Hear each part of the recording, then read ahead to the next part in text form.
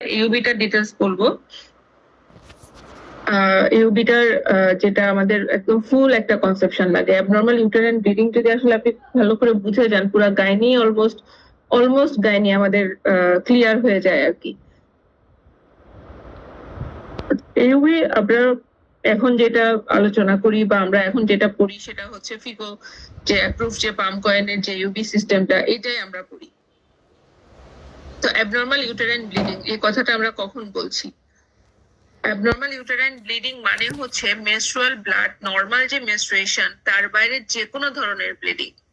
Normal menstrual blood it is normal, এটা uterine bleeding and it is accepted. এটা cyclical সবার হবে, প্রতি মাসে সবার হবে, এবং ওর সাথে তার ফ্লোটার একটা অ্যামাউন্ট আছে, তার ডিউরেশন আছে, তার সাইকেল কতদিন পর পর আসছে, সেখানে কোনো পেইন আছে কিনা, জেনারেলি কোনো পেইন থাকবে না, এই ধরনের ক্রাইটেরিয়া ফুলফিল করে কিন্তু আমরা ব্লাডটা লস করছে কিনা বলে, এবং সেটা যদি একেবারেই ঠিকঠাক থাকে তখন আমরা বলছি এটা একটা নর্মাল মেনস্ট্রুয়াল ব্লিডিং। এর বাইরে যে কোনো ধরনের অ্যাবনর্মালিটি, সেটা হতে পারে যে তার সাইক্লিক্যাল হচ্ছে না, সেটা হতে পারে তার ফ্লোতে বেশি যাচ্ছে, সেটা হতে পারে তার ডিউরেশনে কম বেশি হচ্ছে, সেটা হতে পারে তার ডিসমেনোরিয়া হচ্ছে। হ্যাঁ, এরকম যে কোনো ধরনের অ্যাবনর্মালিটি যদি গ্রো করে তখন সেটা অ্যাবনর্মাল ইউটেরাইন ব্লিডিং হিসেবে ডিনোট হবে। এবং এই abnormal uterine bleeding what ever the form, যে ফর্মই হোক, কেন হচ্ছে এটা আপনাকে জানতে হবে। এবং ইউজুয়ালি এই অ্যাবনর্মাল ইউটেরাইন ব্লিডিং এর মহিলাগুলো হচ্ছে ম্যাক্সিমামই রিপ্রোডাক্টিভ এজ গ্রুপ। তো রিপ্রোডাক্টিভ এজ গ্রুপে যখন একটা মহিলা আসছে আমার কাছে, সেটা যে কোনো একটা তার মেনস্ট্রুয়াল অ্যাবনর্মালিটি বা একটা অ্যাবনর্মাল ইউটেরাইন ব্লিডিং নিয়ে, আমার প্রথম কাজ হয় এটা কোনো প্রেগনেন্সি রিলেটেড অ্যাবনর্মাল ব্লিডিং কিনা আগে আমাদেরকে এটা এক্সক্লুড করতে হয়। যখন এটা আমরা প্রথম এক্সক্লুড করলাম যে না, এটা প্রেগনেন্সি রিলেটেড কোনো ব্লিডিং না, প্রেগনেন্সি রিলেটেড ব্লিডিং মানে এটা টপিকের জন্য মাঝে মাঝে একটু ব্লিডিং হয়, কারো কারো অ্যাবর্শন, কারো কারো ব্লিডিং হয়, সেটা থ্রেটেন অ্যাবর্শন থেকে শুরু করে যে কোনো ফরম্যাটে, সেটা জিটিটির জন্য ব্লিডিং হতে পারে, সেটা পোস্ট অ্যাবর্শন কারো কারো কিছু ব্লিডিং অ্যাবনর্মালিটি থাকতে পারে। তো ওই ধরনের কোনো ব্লিডিং না, এটা প্রেগনেন্সি রিলেটেড কোনো অ্যাবনর্মালিটি না, কিন্তু তার একটা অ্যাবনর্মাল ব্লিডিং হচ্ছে, তখন এটা আমরা abnormal uterine bleeding and it should be classified by FIGO system. এখন সে অ্যাবনর্মাল ইউটেরাইন ব্লিডিং এর ফিগো সিস্টেমের ক্লাসিফিকেশন হচ্ছে PALM and COEIN, PALM COEIN. PALM কয়েনের আপনি যদি দেখেন, পাম যেটা আমাদের হাতের যে পাম, সেই পাম, এই পামের ক্লাসিফিকেশনে যেটা আসছে polyp, adenomyosis, leiomyoma and then মানে malignancy in the form of, এই পাম এটা পুরোটাই structural cause of abnormality. Polyp, adenomyosis, leiomyoma and malignancy এটা কিন্তু স্ট্রাকচারাল কজ, এবং এগুলো সবগুলো হচ্ছে ইউটেরাইন স্ট্রাকচারাল কজ। ইউটেরাসের স্ট্রাকচারাল কিছু অ্যাবনর্মালিটি, ইউটেরাসের কিছু ডিজিজড কন্ডিশন, সেই ডিজিজড কন্ডিশনের প্রেজেন্টেশন হচ্ছে বাই অ্যাবনর্মাল ব্লিডিং হয়ে।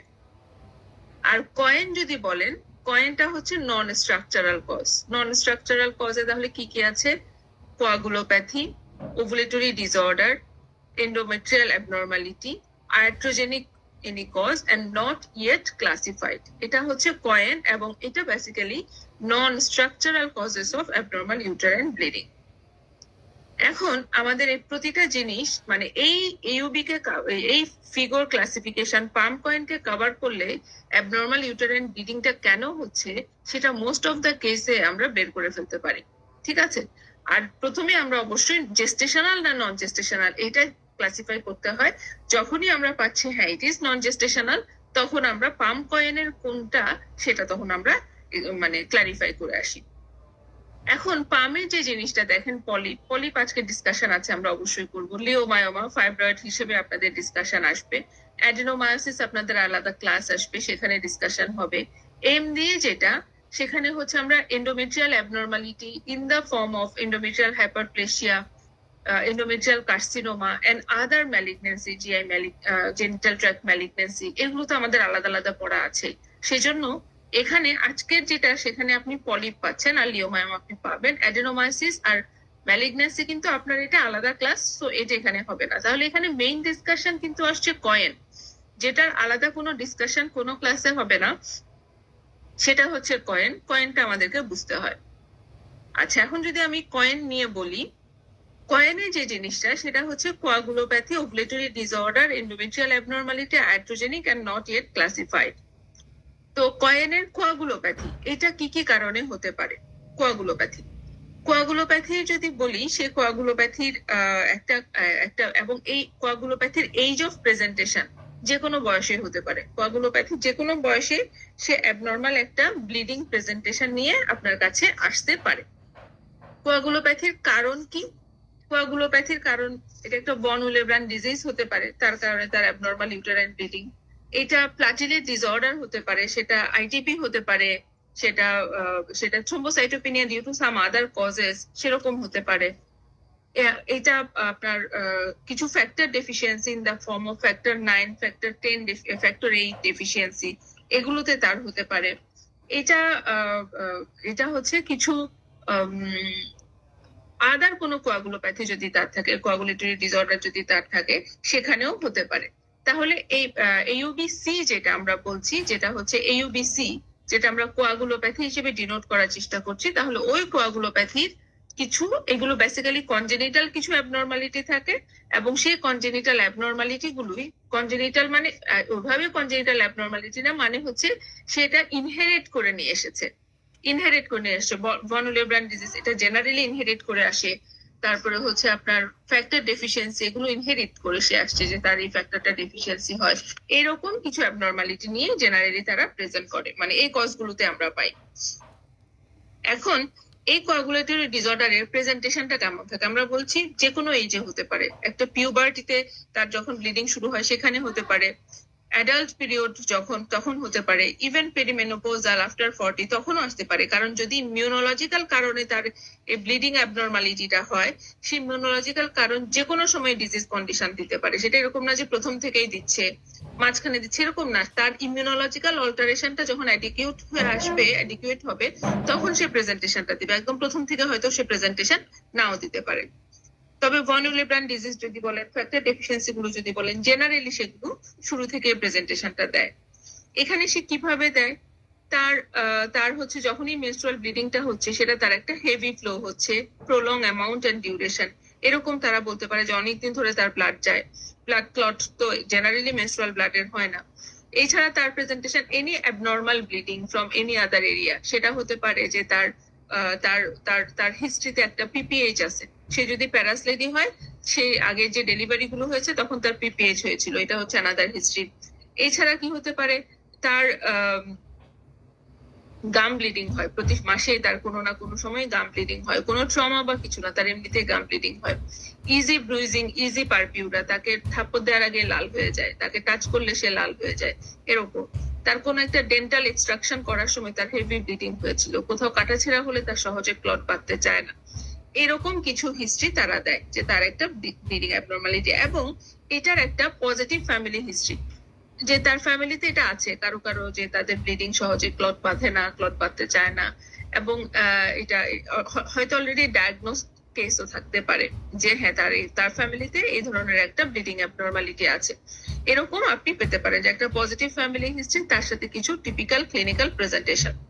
এটা এখন এই রোগীটাকে তাহলে আমরা কিভাবে ডায়াগনোসিস করব যে এটা কোয়াগুলোপ্যাথি? অবশ্যই একটা সিবিসি করব, সিবিসি তে হিমোগ্লোবিন সেটা কমতে থাকে। তারপর হচ্ছে প্লাটিলেটের পরিমাণটা আমরা দেখি, যদি প্লাটিলেট কম থাকে এটা থ্রোম্বোসাইটোপেনিয়া, এবং সেই থ্রোম্বোসাইটোপেনিয়াটা কেন তখন সেটা খুঁজে বের করার চেষ্টা করা হয়। আপনি যদি ব্লিডিং বিটিসিটি করেন, সেগুলোতে অ্যাবনর্মালিটি পেতে পারেন। প্রথ্রম্বিং টাইম করেন, সেটাতে অ্যাবনর্মালিটি পেতে পারেন, মানে কোয়াগুলেশন প্রোফাইল যেটা আমরা বলি, এপিটিটি, এটাতে অ্যাবনর্মালিটি থাকতে পারে। এছাড়া যদি আমি ফ্যাক্টর দেখতে যাই, ভন উইলেব্রান্ড ফ্যাক্টর, রিস্টোসেটিন কো ফ্যাক্টর, ফ্যাক্টর 8, ফ্যাক্টর 10, এগুলো 9, এগুলো যদি দেখি, দেখবো হয়তো আমরা এগুলোতে অ্যাবনর্মালিটি আছে, মানে ফ্যাক্টর ডেফিসিয়েন্সি তার থাকতে পারে। তাহলে এই এই এই ইনভেস্টিগেশন গুলো তখন ওর জন্য চলে আসে। আমরা যত না আলট্রাসাউন্ড করবো, তার চেয়ে বেশি তখন আমার এইগুলো দেখতে হয় যে এগুলোতে কোনো অ্যাবনর্মালিটি আমি পাচ্ছি কিনা। যদি আমার যে কোনো একটা অ্যাবনর্মালিটি তার পজিটিভ পাচ্ছি, যেমন ভন উইলেব্রান্ড ফ্যাক্টর তার ডেফিসিয়েন্সি, সে ভন উইলেব্রান্ড ডিজিজের রোগী, ভন উইলেব্রান্ড ফ্যাক্টর তার রিপ্লেসমেন্ট লাগবে, আদার ফ্যাক্টর ডেফিসিয়েন্সি সেই ফ্যাক্টর তার রিপ্লেসমেন্ট লাগবে। যদি এটা আইটিপি হয়, ইমিউন থ্রোম্বোসাইটোপেনিয়া, তাহলে আইটিপি রিলেটেড ট্রিটমেন্ট তার লাগবে। তাহলে ওগুলো লাগবে। এখন এই রোগীটার কিছু বিয়ন্ড দ্যাট যে আমাদের ট্রিটমেন্ট লাগে, কারণ এই রোগীটার ফার্স্ট প্রেজেন্টেশনটাই আসছে হয়তো সে আমার কাছে যখন আসে তখন সে একটা অ্যাক্টিভ ইউটেরাইন ব্লিডিং নিয়ে এসেছে। তো আমরা শুধু তাকে ফ্যাক্টর দিয়ে তার ব্লিডিংটা এখনই বন্ধ করতে পারবো না। ওর ফার্স্ট প্রায়োরিটি হচ্ছে স্টপ ব্লিডিং নাও, এটা আমার ফার্স্ট প্রায়োরিটি। তাহলে তার ব্লিডিংটা বন্ধ করতে হবে। এবং ইউটেরাস ব্লিডিং বন্ধ করার জন্য একমাত্র হরমোনকে শোনে, আর কাউকে শোনে না। মানে এন্ডোমেট্রিয়াম হরমোন রেসপন্সিভ। আপনি যদি মানে ইমিডিয়েট ব্লিডিং বন্ধ করতে চান তাহলে আপনাকে হরমোন দিয়েই বন্ধ করতে হবে, সেটা ওর যে কারণেই ব্লিডিং হোক। তো আমরা তাকে হরমোন দিব, তার অনুযায়ী তাকে হয়তো প্রোজেস্টেরন বা কন্টিনিউয়াস ওসিপি, হ্যাঁ, এরকম যে কোনো একটা হরমোনাল প্রোজেস্টেশনাল ড্রাগ দিয়ে তাকে আমরা ব্লিডিংটা বন্ধ করার চেষ্টা করবো। এটা হচ্ছে ফার্স্ট লাইন ড্রাগ। তার সাথে কি দিব? ট্রানেক্সামিক অ্যাসিড, কারণ ট্রানেক্সামিক অ্যাসিড ব্লাড ক্লট করতে হেল্প করবে, ফার্দার ব্লিডিংটা কমাবে। জেনারেলি যখন আমরা কোয়াগুলোপ্যাথি চিন্তা করে ফেলি সেখানে কিন্তু এনএসএআইডির কোনো রোল নাই। প্রোস্টাগ্ল্যান্ডিন সিনথেটেজ ইনহিবিটর বরং আমরা দিব না, এটা উল্টা হ্যাম্পার করবে তাকে। তো আমরা তাকে ট্রানেক্সামিক অ্যাসিড দিব, নন হরমোনাল এবং কিছু হরমোনাল ড্রাগ দিয়ে তার ব্লিডিংটাকে ইমিডিয়েটলি বন্ধ করার চেষ্টা করবে। এবং এর সাথে সেকেন্ড লাইন ট্রিটমেন্ট হিসেবে তার আসবে ট্রিটমেন্ট অফ কজ, যে কারণে তার ব্লিডিংটা হচ্ছে, সেটা ফ্যাক্টর, সেটা প্লাটিলেট, যেটাই হোক। এখন আইটিপি তে platelet transmission is not the treatment. সেখানে আমাদেরকে স্টেরয়েড দিয়ে ওই ইমিউনোলজিক্যাল অ্যাক্টিভিটি গুলোকে সাপ্রেস করে প্লাটিলেটকে তুলতে হয়, মানে আইটিপি লাইনে তার ট্রিটমেন্ট যাবে। আদার কজ হিসেবে তার ট্রিটমেন্ট হবে। সো এই treatment should be by multidisciplinary approach, এবং এখানে হিমাটোলজিস্টকে সাথে নিয়ে আপনাকে তাকে ট্রিট করতে হবে। এটা গেল হচ্ছে কোয়াগুলোপ্যাথি। এইউবিসি, এটা হচ্ছে খুব কমন একটা সিনারিও দিয়ে আপনাদের মোস্ট অফ দ্য কেসে রিটেনে চলে আসে। রিটেনে না আসলেও এটা আইভি বা অস্পিতেও যেতে পারে, তবে রিটেনে এটা খুব সুইটেবল একটা সিনারিও যে আপনার একটা ব্লিডিং অ্যাবনর্মালিটি হচ্ছে এবং সেখানে তার প্রোফাইলে দেখা যাচ্ছে যে তার bleeding coagulation profile abnormal, platelet কমেছে, এরকম করে কোন একটা সিনারিও যদি আপনার দিয়ে দেয়, এটা কোয়াগুলোপ্যাথি লাইনেই আপনাকে লিখতে হবে। এইউবিসি গেল। এরপরে আসেন ইউবিও, ওভুলেটরি ডিসঅর্ডার, এটাতে আমরা একটু পরে আসি। UB endometrial pathology. Endometrial pathology কি কি কারণে হতে পারে? তাহলে সেখানে আমাদের কিছু রিস্ক ফ্যাক্টর আছে কিনা এটা একটু খুঁজে দেখতে হয় যখন আমি এন্ডোমেট্রিয়াল প্যাথোলজি চিন্তা করছি। অবশ্যই সে রিপ্রোডাক্টিভ এজ গ্রুপের মহিলা, কিন্তু তারপরেও এখানে আপনার কোনো আমরা যেমন প্রথম এক্সক্লুড করে ফেলি যে there is no malignancy, there is no endometrial hyperplasia by পামের এম, এটা তো এটা কিন্তু ফার্স্ট এক্সক্লুড করে ফেলতে হয়। মানে আপনার স্ট্রাকচারাল কজ সবসময় শুড বি এক্সক্লুডেড ফার্স্ট। একটা অ্যাবনর্মাল ইউটেরাইন ব্লিডিং নিয়ে আসছে, is there any structural cause, এটা আমাদের সবসময় ফার্স্ট অ্যাপ্রোচে এক্সক্লুড করে ফেলতে হয়। সেরকম একটা আলট্রাসোনোগ্রাফি করা, it can be TVS to assess the endometrial thickness, সেটা আমাদের ফার্স্ট অ্যাপ্রোচে কিন্তু এক্সক্লুড হয়ে যাবে বা এক্সক্লুডেড। এটার পরে কিন্তু আমরা কয়েনে যাই, first approach PALM and then COEIN, পামের জিনিসটা শেষ করে আমরা কয়েনে ঢুকি। তো ওখানে আপনি মানে এন্ডোমেট্রিয়াল এই ধরনের কোনো মেজর অ্যাবনর্মালিটি না, সেটা ম্যালিগন্যান্সি না, সেটা endometrial pathology in the form of endometrial hyperplasia না, এরকম কিছু না, but some source of endometrial pathology can be there. সেটা কি? সেটা হচ্ছে ওর কোনো এন্ডোমেট্রাইটিস আছে কিনা, এবং এই যে তার অ্যাবনর্মাল ইউটেরাইন ব্লিডিংটা, এটা হয়তো কোনো একটা এন্ডোমেট্রিয়াল ইনসাল্টের পরে ঘটনাটা ঘটছে। যেমন তার বাচ্চা ডেলিভারি হয়েছিল, তারপরে তার একটা ইনফেকশন ছিল, এরপর থেকে তার যখন মাসিক হয় ব্লিডিং বেশি বেশি হচ্ছে। তার অ্যাবর্শন ছিল, সেটা ইনফেকশন ছিল, সেপটিক অ্যাবর্শন, তারপর থেকে তার হচ্ছে। তার তার তার পারভেজাইনাল ডিসচার্জ ছিল, অ্যাকিউট একটা প্রেজেন্টেশন ছিল, তারপর থেকে তার ব্লিডিংটা অ্যাবনর্মাল হচ্ছে। মানে কোনো একটা ইনফেকশন, এরকম কোনো একটা পিকচার সে দিতে পারে, অথবা নাও দিতে পারে, সাইলেন্টলিও হতে পারে। তাইলে তার কোনো এন্ডোমেট্রাইটিস এর কোনো হিস্ট্রি আছে কিনা এটা একটু আমাদেরকে জেনে নিতে হবে যখন আমি এন্ডোমেট্রিয়াল ইভালুয়েশন দিচ্ছি। যে তার প্রথমে প্রি ম্যালিগন্যান্ট গুলোকে আমরা অবশ্যই এক্সক্লুড করে নিয়েছিলাম, তারপরে তার ডেফিনিট কোন endometrial pathology in the form of তার কোনো ইনফেকশন আছে কিনা। এছাড়া আর কি কারণে হতে পারে? এন্ডোমেট্রাইটিস একটা ব্লিডিং অ্যাবনর্মালিটি করতে পারে। এন্ডোমেট্রিয়াল ভাস্কুলার অ্যাবনর্মালিটি যদি থাকে, কোথাও কোনো ইনক্রিজ ভাস্কুলারিটি, অথবা লোকালি সেখানে প্রোস্টাগ্ল্যান্ডিন সিনথেসিস বেড়ে গেছে due to some inflammatory condition, সেখানে তার ব্লিডিং বেশি হতে পারে। তো এইটাকে এখনো পর্যন্ত এন্ডোমেট্রিয়াল প্যাথোলজি আছে কিনা দেখার জন্য ক্লিন কাট এখনো পর্যন্ত কোনো ইনভেস্টিগেশন রিকমেন্ড করা হয় নাই। এটা বেসিক্যালি এখনো পর্যন্ত কিন্তু মানে কি বলবো, এটা হচ্ছে আপনার রিসার্চ পারপাসে কিছু ইনভেস্টিগেশন করা হয়, এন্ডোমেট্রিয়াম নিয়ে এন্ডোমেট্রিয়াম দেখা বা কিছু ওরকম রিসার্চ পারপাসে করা হয়। আমরা যদি চিন্তা করি ইট ইজ এন্ডোমেট্রিয়াল প্যাথোলজি, কখন আমরা চিন্তা করছি আমি পামের কোনো কিছু পাই নাই, আমি যখন স্ট্রাকচারাল দেখেছি কিচ্ছু নাই, কোয়াগুলোপ্যাথি না, ওভুলেটরি ডিসঅর্ডারও না, এই রোগীটা ওভুলেটরি ডিসঅর্ডার না, আয়াট্রোজেনিক কোনো কজ রোগীর আমি পাচ্ছি না, নট ইয়েট ক্লাসিফাইড এর জিনিসগুলো আলাদা, ওই ক্যাটাগরিতেও আমি রোগীকে ফেলতে পারছি না, কিন্তু দেয়ার ইজ অ্যাবনর্মাল ব্লিডিং, আমরা তখন এটা endometrial pathology in the form of infection বা ভাস্কুলার অ্যাবনর্মালিটি হয়েছে সেই চিন্তা করে তখন তাকে আমরা ট্রিট করি। মানে এটা হচ্ছে ডিজিজ অফ এক্সক্লুশনের মতো, কোনো কিছুই পাচ্ছি না, তখন তাকে আমরা এন্ডোমেট্রিয়াল প্যাথোলজি কিনা সেটা দিয়ে চিন্তা করে ট্রিট করি, এবং সেখানে মেইনলি এন্ডোমেট্রাইটিস কে কভার দেওয়া হয়, সেখানে তাকে অ্যান্টিবায়োটিক দেয়া এটা করা হয়। এবং যেহেতু তার একটা এক্সেসিভ ব্লিডিং থাকে এবং সে যদি ব্লিডিং নিয়েই প্রেজেন্ট করে তখন তাকে হচ্ছে অবশ্যই হরমোনাল ড্রাগ দিব টু স্টপ দ্য ব্লিডিং, কারণ first line of treatment for uterine bleeding it is hormone whatever the cause. তাহলে আমরা তাকে হরমোন দিচ্ছি, তার সাথে তাকে আমরা হচ্ছে অ্যান্টিবায়োটিক কাভারেজ দিই, সে অ্যান্টিবায়োটিক কাভারেজ দিয়ে রেসপন্ড করে যায় যদি if it is due to endometritis. এছাড়া যদি এছাড়া আর কিছু নন হরমোনাল ট্রিটমেন্ট ওর জন্য আমাদের চলে আসে, যেমন ট্রানেক্সামিক অ্যাসিড, আরেকটা হচ্ছে প্রোস্টাগ্ল্যান্ডিন সিনথেটাস ইনহিবিটর, যেটা হচ্ছে ভাস্কুলার অ্যাবনরমালিটির জন্য যদি হয়ে থাকে সেখানে প্রোস্টাগ্ল্যান্ডিন সিনথেটাস ইনহিবিটর কাজ করবে, ট্রানেক্সামিক অ্যাসিড কাজ করবে, জেনারেলি এগুলোতেই তারা রেসপন্ড করে। তার সাথে লাগলে আমরা হচ্ছে অ্যান্টিবায়োটিক দিচ্ছি, আর হরমোন দিয়ে তো তাকে আমরা একটা ব্লিডিং ইমিডিয়েটলি বন্ধ করার একটা অ্যাপ্রোচে যাই। এটা হচ্ছে এন্ডোমেট্রিয়াল প্যাথোলজি, যেটা আমরা AUBI, এটা হচ্ছে আয়াট্রোজেনিক কজ, আয়াট্রোজেনিক এনি আদার কজ, সেটা যে কোনো কিছু, আপনি একটা হরমোনাল ড্রাগ অ্যাবনরমালি খাচ্ছেন, যেমন ব্লিডিং যখন হয় ওই কোনো একটা সময় ডাক্তারকে দেখানো হয়েছিল তখন সে নরমেস দিয়েছিল, এখন তার আবার ব্লিডিং অ্যাবনরমালিটি হচ্ছে, সে নরমেস খাওয়া শুরু করেছে, 4-5 দিন খেলো বন্ধ হয়ে গেল, আবার সে বন্ধ করে দিল, আবার ব্লিডিং হচ্ছে, আবার খেলো বন্ধ করে দিল, এটা টোটালি আয়াট্রোজেনিক। এটা টোটালি আয়াট্রোজেনিক, যে অ্যাবনরমাল ইনটেক অফ হরমোন। আর কি হতে পারে, সে ওসিপি খেত, ওসিপিটা সে রেগুলার খায় না, মাঝে মাঝে বন্ধ দেয়, মাঝে মাঝে খায়, এর কারণে তার একটা ব্লিডিং অ্যাবনরমালিটি আয়াট্রোজেনিক। সে হচ্ছে কোন একটা ড্রাগ খায়, যে ড্রাগের জন্য কনস্ট্যান্ট খায় বলে তার একটা ওভুলেটরি ডিসঅর্ডার হয়ে যেতে পারে, সেই কনস্ট্যান্ট ড্রাগ হচ্ছে অফেন্ডিং ফ্যাক্টর, তার ওভুলেটরি ডিসঅর্ডার হয়েছে ডিউ টু দ্যাট ড্রাগ, তাহলে ওইটাও কিন্তু আয়াট্রোজেনিক। কপারটি ইন্ট্রোডিউস করেছে সেই জন্য তার ব্লিডিং বেশি বেশি হচ্ছে, এটাও আয়াট্রোজেনিক। মানে কোনো একটা কারণে পেশেন্ট হচ্ছে ফ্যাক্টর বা কোনো ড্রাগ হচ্ছে ফ্যাক্টর, এবং ড্রাগটা খাচ্ছে বলে তার এটা অ্যাবনর্মাল ব্লিডিং হচ্ছে, তখন এটা আয়াট্রোজেনিক হিসেবে চলে আসে AUBI।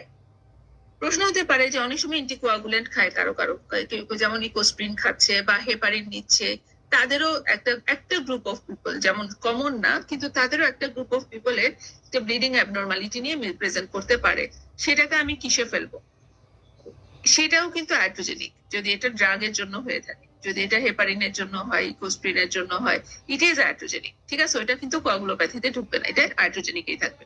তার মানে যে কোনো একটা মানে induced condition, patient related factor, patient কিছু একটা খাচ্ছে, পেশেন্ট কিছু একটা করেছে, পেশেন্ট একটা প্রপার্টি নিয়েছে, এগুলোর জন্য তার প্রেজেন্টেশন আসছে, ইট ইজ আয়াট্রোজেনিক কজ, ঠিক আছে। So it is AUBI। এটাকে আমরা কি করে ট্রিট করব, প্রপারলি আপনাকে হিস্ট্রি নিতে হবে। আয়াট্রোজেনিক কজ গুলো মেইনলি আমাদের হিস্ট্রিতে কিন্তু পিটফল থেকে যায়, আমরা কমপ্লিট হিস্ট্রি নিই না, সেখানে সে যে একটা রিলেটেড ফ্যাক্টর, যেমন হচ্ছে সে কোনো একটা ইনজেকশন নিয়েছিল, আমরা যে 3 মান্থ ইনজেকশন বলি, এটা সে নিয়েছিল, এটা তার ডেট ছিল, সে নেয় নাই, এখন তার একটা অ্যাবনর্মাল ব্লিডিং হচ্ছে, এটা তো দ্যাট রিলেটেড ফ্যাক্টর। অথবা সে নিয়েছে তারপরেও কারো কারো একটা অ্যাবনর্মাল ব্লিডিং হয়, সেটাও আয়াট্রোজেনিক।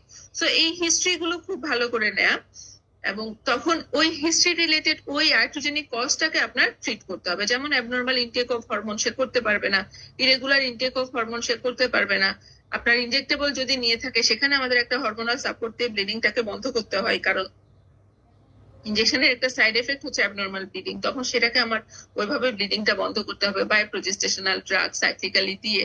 যদি এটা কপারটি রিলেটেড হয় তাহলে আমাদের প্রথমেই এটা একটা কাউন্সেলিং আসে, যেহেতু এটা একটা ফরেন বডি আমরা ইউটেরাসে দিলাম, সে ফরেন বডি ইউটেরাসে দেওয়ার কারণে সেখানে হচ্ছে তার একটা ইনফ্লামেটরি রিয়াকশন হয়, যেহেতু একটা ফরেন বডি, এবং ওই ইনফ্লামেটরি রিয়াকশনে প্রোস্টাগ্ল্যান্ডিন সিনথেটাস ইনহিবিটর বাড়ে, এবং ওইটা হচ্ছে তার ব্লিডিং অ্যাবনর্মালিটি করে।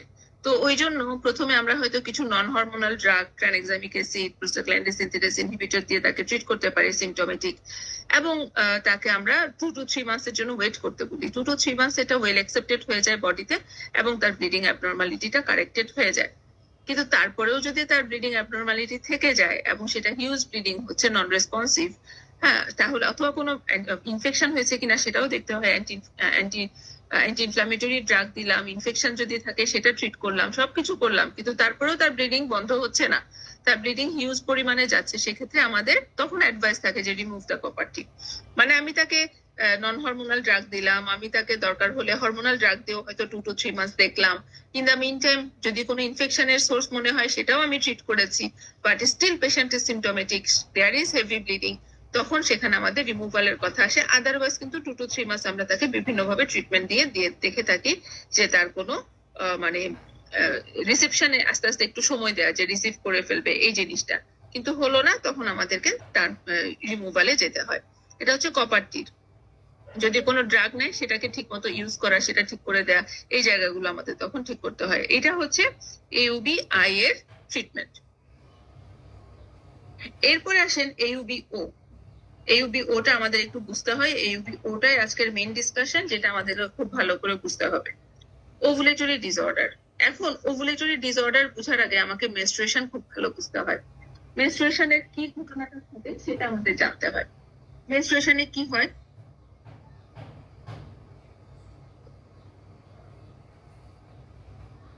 নর্মাল মেনস্ট্রুয়েশন দেখা যাচ্ছে?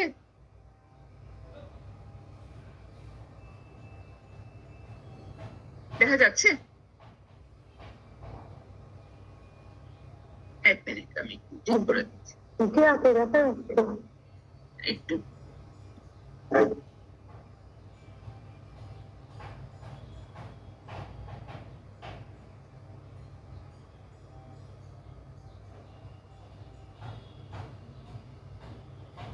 আচ্ছা, এখন আরো ক্লিয়ার দেখা যাবে সেজন্য। আচ্ছা, মেনস্ট্রুয়েশন আমাদের দুইটা সাইকেল চলে, একটা হচ্ছে ওভারিয়ান সাইকেল আর একটা হচ্ছে ইউটেরাইন সাইকেল। দুইটা সাইকেল চলে। ওভারিয়ান সাইকেলে কি হচ্ছে? প্রথমেই হচ্ছে এখানে ফলিকুলার ফেজ। ফলিকুলার ফেজে ম্যাচুরেশন অফ ফলিকুলার ফেজ। তারপরে হচ্ছে এখানে ওভুলেশন হবে,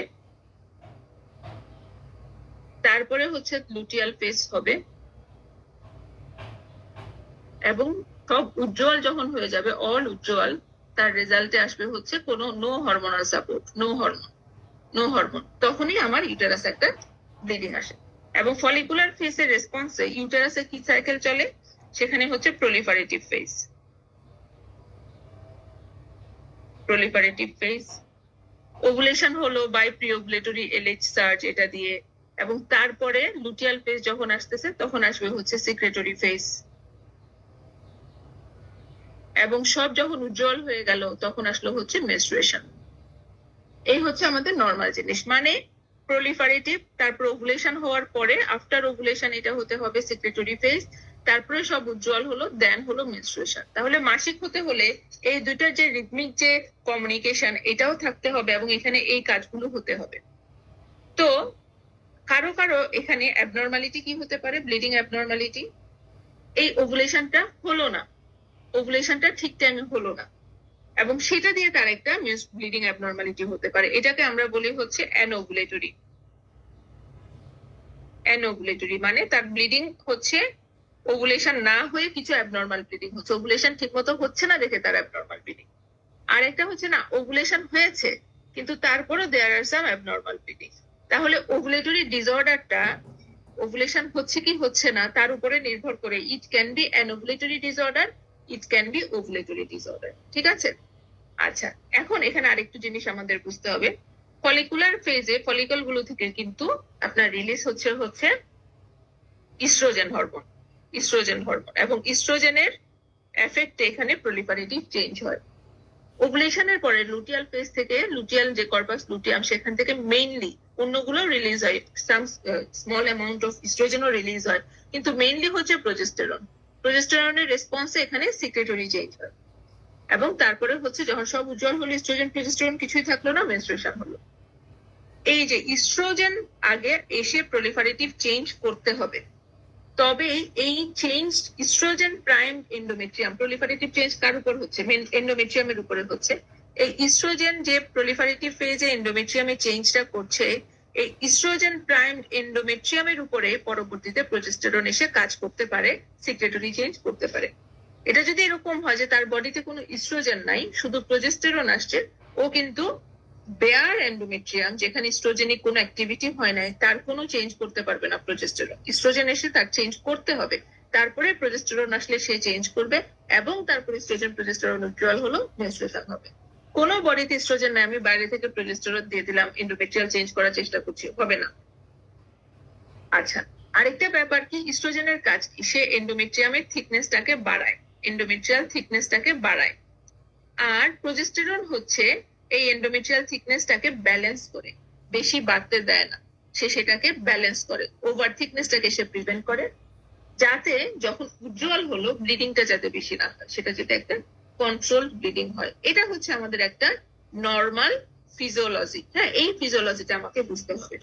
এবং যখন আমি বলছি যে ওভুলেটরি ডিসঅর্ডার দুই রকম, একটা হচ্ছে অ্যানোভুলেটরি এবং আরেকটা হচ্ছে ওভুলেটরি, তাহলে আপনি বুঝেন অ্যানোভুলেটরি ডিসঅর্ডার যখন হয় কোন হরমোনটা তাহলে শরীরে বেশি? ইস্ট্রোজেন। আর ওভুলেটরি ডিসঅর্ডারে কিন্তু অলমোস্ট মানে ওখানে কোনো হরমোনাল ডিসঅর্ডার হয় না, ইস্ট্রোজেন প্রোজেস্টেরন দুইটাই আছে। ওভুলেটরি ডিসঅর্ডার টোটালি অন্যরকম একটা এন্টিটি দিবে। তাহলে এবারে আসেন অ্যানোভুলেটরি। অ্যানোভুলেটরি যে অ্যাবনর্মালিটিটা, সেটাতে আমরা কি রকম পাই? তার মাসে মাসে মাসিক হচ্ছে না, ওভুলেশন হচ্ছে না, এবং ডিম ফুটছে না, এটা হচ্ছে তার সমস্যা। তা এটাতে কি হচ্ছে? কন্টিনিউয়াস ফলিকল গুলা থেকে ইস্ট্রোজেন রিলিজ হচ্ছে, ইস্ট্রোজেন কন্টিনিউয়াস রিলিজ হচ্ছে, ইস্ট্রোজেন এন্ডোমেট্রিয়ামের উপরে কাজ করছে, এন্ডোমেট্রিয়ামের উপরে কাজ করছে। তাহলে কন্টিনিউয়াস এন্ডোমেট্রিয়াল থিকনেসটাকে সে বাড়াচ্ছে, এন্ডোমেট্রিয়াল থিকনেসটাকে সে বাড়াচ্ছে। এবং এই এন্ডোমেট্রিয়াল থিকনেস বাড়াতে বাড়াতে একসময় এমন হবে, ইস্ট্রোজেন কিন্তু লিমিটেড, কারণ প্রতিটা সাইকেলে লিমিটেড ফলিকল গুলা ম্যাচিউর হতে শুরু করে। ধরেন এই কয়টা ফলিকল গুলি ম্যাচিউর হবে, এই কয়টা, এবং ওই কয়টা থেকে ইস্ট্রোজেন যে পরিমাণ বের হচ্ছে এটা একটা ফিক্সড অ্যামাউন্ট বের হবে। এটা এমন না যে মানে কন্টিনিউয়াসলি ফলিকলও বেড়ে যাচ্ছে, ইস্ট্রোজেন বেড়ে যাচ্ছে, সেরকম না। ওর নাম্বার অফ ফলিকল ফিক্সড আছে, সেখান থেকে ইস্ট্রোজেনও সে একটা ফিক্সড অ্যামাউন্ট দিচ্ছে, কিন্তু কন্টিনিউয়াসলি ইস্ট্রোজেন আসছে থেকে সে এন্ডোমেট্রিয়াল থিকনেসটাকে বাড়ায় ফেলতেছে। একটা সময়ে থিকনেসটা এতটাই বেড়ে যাবে, এতটাই মোটা হয়ে যাবে, ওই ফিক্সড ইস্ট্রোজেন, সার্কুলেটিং ইস্ট্রোজেন এই এন্ডোমেট্রিয়াল থিকনেসটাকে আর মেনটেন করতে পারবে না, কারণ ইস্ট্রোজেন তো আসতেছে লিমিটেড। তাহলে থিকনেস এতটা বেড়ে গেল যে এইটাকে কন্ট্রোল করার জন্য যে ইস্ট্রোজেনের পরিমাণ ফার্দার বাড়াতে হবে, এইটা আর হচ্ছে না।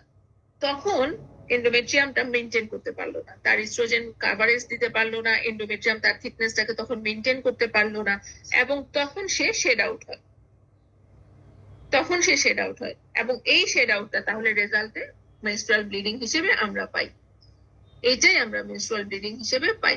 তাহলে এই মেনস্ট্রুয়াল ব্লিডিং এর ক্যারেক্টারিস্টিক্স কি? এটা অবশ্যই অ্যাসাইক্লিক্যাল, মাসে মাসে হচ্ছে না, কারণ এই কাজগুলো করতে দেরি হয়। সে ইস্ট্রোজেন দিয়ে এন্ডোমেট্রিয়াল থিকনেস বাড়ানো, তারপরে তার ব্লিডিং আনা, এই আলটিমেটলি ব্লিডিংটা আসছে, কিন্তু এটা সাইক্লিক্যাল হবে না, অ্যাসাইক্লিক্যাল হবে। তারপরে কি হবে? অ্যামাউন্ট বেশিও হতে পারে, কমও হতে পারে, depending upon the endometrial thickness and circulating oestrogen. সেটা হেভি ব্লিডিংও হতে পারে, সেটা অল্প অল্প হয়ে পরে গিয়ে শেড আউট হবে, এরকমও হতে পারে। জেনারেলি হেভি ব্লিডিং হয়, বা অন্যরকমও হতে পারে, অল্প অল্প হতে পারে। আচ্ছা, অ্যাসাইক্লিক্যাল হবে, হেভি হবে, এবং সেটা প্রলংড ইন নেচার, অনেক দিন ধরে যাচ্ছে। কারণ কি? পুরো এন্ডোমেট্রিয়ামটাকে শেড আউট হয়ে বের হতে হবে, তবেই তার ব্লিডিংটা বন্ধ হবে। কারণ মেনস্ট্রুয়াল ব্লিডিংটার নিয়ম হচ্ছে এন্ডোমেট্রিয়ালটা টোটাল শেড হয়, তারপরে আবার নতুন করে বেজাল লেয়ার থেকে নতুন করে লেয়ার ফরমেশন হয়। তাহলে এই লেয়ারটা পুরো শেড হতে সময় লাগে, এই জন্য ব্লিডিংটা হবে প্রলং। তাহলে anovulatory bleeding generally acyclical, generally heavy and prolonged in nature. এটা কি আমি বুঝতে পারছি?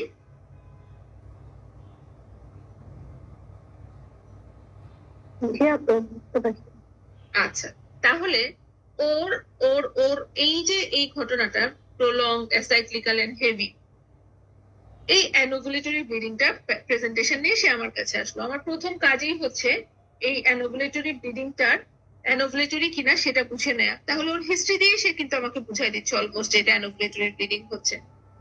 তাহলে সেখানে এই রোগীটাকে আমি ট্রিটমেন্ট ইনভেস্টিগেশন যদি দিই, সেই ইনভেস্টিগেশনে মেন ইনভেস্টিগেশন হয় জেনারেলি আমরা তাকে টিভিএস করি যদি প্যারাস্লেডি হয়।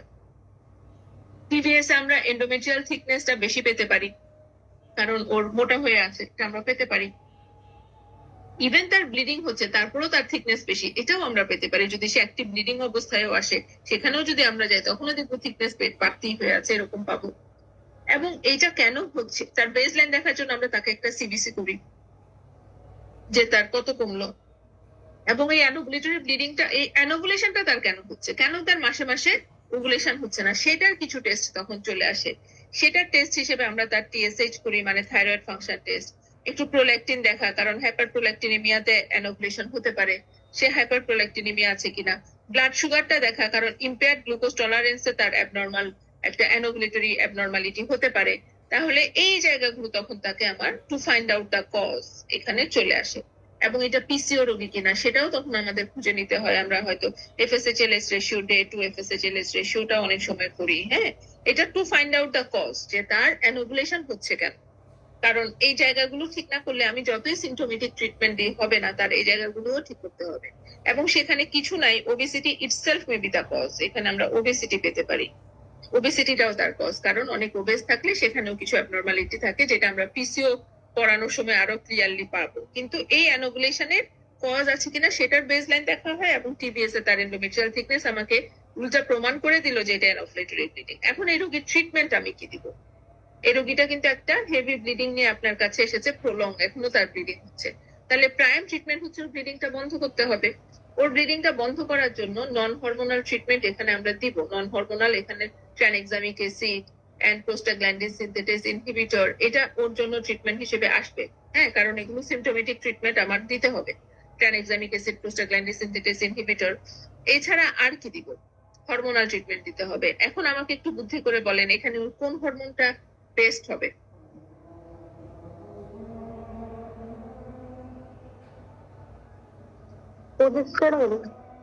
প্রোজেস্টেরন, কারণ ওর শরীরে কিন্তু এস্ট্রোজেন আছে, ওর শরীরে এস্ট্রোজেন দিয়ে ঘটনা ঘটাচ্ছে, এবং প্রোজেস্টেরন নাই বলেই তার এই প্রবলেম। তাহলে ওর জন্য আসলে তার ড্রাগ হচ্ছে প্রোজেস্টেরন। এখন এই প্রোজেস্টেরনটা আমরা কিভাবে দিতে পারি?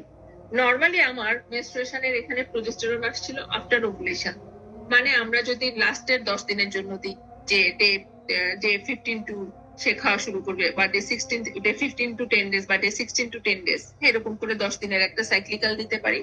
অথবা প্রথম দিন থেকেই শুরু করে দিল, 21 দিন পর্যন্ত খেলো, এরকমও হবে। সেটা গ্র্যাজুয়ালি যখন বাড়ার দরকার প্রথম দিন থেকে খাচ্ছে, এবং তার সেই লুটিয়াল ফেজে গিয়ে তার প্রোজেস্টেরন বাড়বে, দিচ্ছি বডিতে একটা সময় গিয়ে বাড়বে। এটা এরকম না যে প্রথম দিন থেকে প্রোজেস্টেরন লেভেল বাড়াই দিল।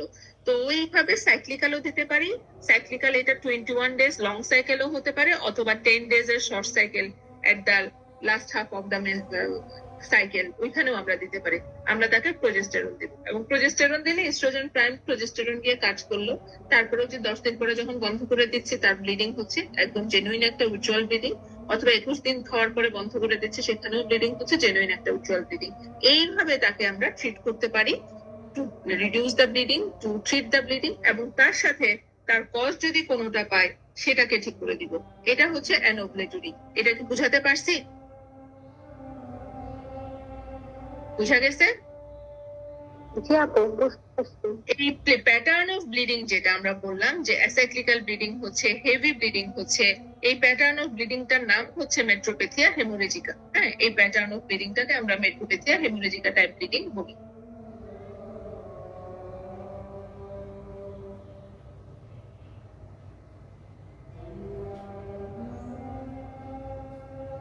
আচ্ছা, এখন আসেন তাহলে আরেকটা ফরম্যাটে আমরা কি পাচ্ছি ওভুলেটরি ডিসঅর্ডার, সেটা হচ্ছে ওভুলেশন, ওভুলেটরি অ্যাবনর্মালিটি। ওটা হচ্ছে অ্যানোভুলেটরি অ্যাবনর্মালিটি ছিল, এটা হচ্ছে ওভুলেটরি অ্যাবনর্মালিটি। তো ওভুলেটরি অ্যাবনর্মালিটিটা কিরকম হবে? ওভুলেটরি অ্যাবনর্মালিটি হতে পারে, এটা হচ্ছে ওভুলেশন হয়ে তার ফাংশনাল মেনোরেজিয়া হতে পারে, যে তার মাসিক হয়, মাসে মাসে হয়, কিন্তু ব্লিডিংটা তার এক্সেসিভ যাচ্ছে, ফাংশনাল মেনোরেজিয়া। অথবা কি হতে পারে? পলিমেনোরিয়া, তার সাইকেলটা ছোট হয়ে গেছে, পলিমেনোরিয়া বা পলিমেনোরেজিয়া, এরকমও হতে পারে, মেনোরেজিয়া। হ্যাঁ, ফ্রিকুয়েন্ট ব্লিডিং হচ্ছে, তার সাইকেল ঠিক রেখে কিন্তু প্রতি মাসে মাসে তার শর্ট সাইকেল হয়ে গেছে, এরকম ব্লিডিং তার হতে পারে। অথবা হচ্ছে spotting before or after menstruation, spotting before or after, spotting before or after menstruation, এরকম তার হতে পারে। তাহলে ওভুলেটরিটা কিরকম, একটা হচ্ছে ফাংশনাল মেনোরেজিয়া হতে পারে, পলিমেনোরিয়া বা পলিমেনোরেজিয়া এরকম হতে পারে, spotting before or after menstruation এরকম হতে পারে, যে কোনোটাই হতে পারে। এখন কি রকম হচ্ছে সেটার উপরে নির্ভর করে কজ আসে। এটা যদি হয় ফাংশনাল মেনোরেজিয়া, এটা ইউটেরাইন নিজস্ব কোনো প্যাথোলজি হতে পারে, যেটা হয়তো আমি আলট্রাসাউন্ডে সবসময় আসে না। এটা হয়তো একটা সিঙ্গেল সলিটারি ফাইব্রয়েডের কারণে তার ব্লিডিং বেশি হচ্ছে, এরকম হতে পারে। সেটা আমার আবার একটু খুঁজে নিতে হয়, যে এটা আসলে আমি যতই ওভুলেটরি ডিসঅর্ডার বলছি, কিন্তু সেখানে কোনো স্ট্রাকচারাল কোনো প্রবলেম হচ্ছে কিনা ওইটা একটু খেয়াল করে নিতে হয়। পলিমেনোরিয়া এটা কেন হচ্ছে? এটা হচ্ছে তার হয়তো কোনো ইনফেকশন, ওই যে লোকাল কোনো ইনফেকশন, সেখানে হয়তো ওভারিয়ান ইনফেকশনও আছে, ফ্রাইটিসও আছে, ওগুলোতে তার ভাস্কুলারিটি চেঞ্জ হয় এবং সেটা তার সাইক্লিক্যাল একটা ব্লিডিং, কিন্তু সেখানে একটা অ্যাবনর্মালিটি করতে পারে। তাহলে ওই ধরনের কোনো ইনফেকশন আছে কিনা সেটা খুঁজে নিতে হবে। তারপরে হচ্ছে spotting before or after menstruation, এটা হচ্ছে লুটিয়াল ফেজ ডিফেক্টের জন্য হয়। লুটিয়াল ফেজ ডিফেক্টটা যদি কর্পাস লুটিয়াল অ্যাবনর্মালিটি কিরকম, নরমালি আফটার ওভুলেশনের পরে যখন কর্পাস লুটিয়াম ফরমেশন হয়, এটা হচ্ছে সে 2 উইকস মানে 14 ডেজ এর জন্য সাপোর্ট দিবে। আফটার 14 ডেজ সে উজ্জ্বল হবে, ঠিক আছে, আফটার 14 ডেজ তার উজ্জ্বল হবে, এবং 14 ডেজ পরে যখন তার অ্যাক্টিভিটি উজ্জ্বল হবে, তখন হচ্ছে there is no circulating oestrogen progesterone, তখন এন্ডোমেট্রিয়াম শেড আউট। এটা হচ্ছে নর্মাল ফিজিওলজি, মানে কর্পাস লুটিয়ামকে আমার 14 দিন সাপোর্ট দিয়ে রাখতে হবে এন্ডোমেট্রিয়ামকে। কর্পাস লুটিয়াম 14 দিন সাপোর্ট দিতে পারলো না, poor formation of corpus luteum, ঠিক মতো কর্পাস লুটিয়ামটা ফরমেশন হতে পারলো না কোনো না কোনো একটা কারণে, তখন এই যে পুয়ার অ্যাক্টিভিটি হবে কর্পাস লুটিয়ামের, এই যে পুয়ার অ্যাক্টিভিটি, এই পুয়ার অ্যাক্টিভিটিতে কর্পাস লুটিয়াম হয়তো 10 দিন পরে থেকে তার অ্যাক্টিভিটি ফল করা শুরু করে।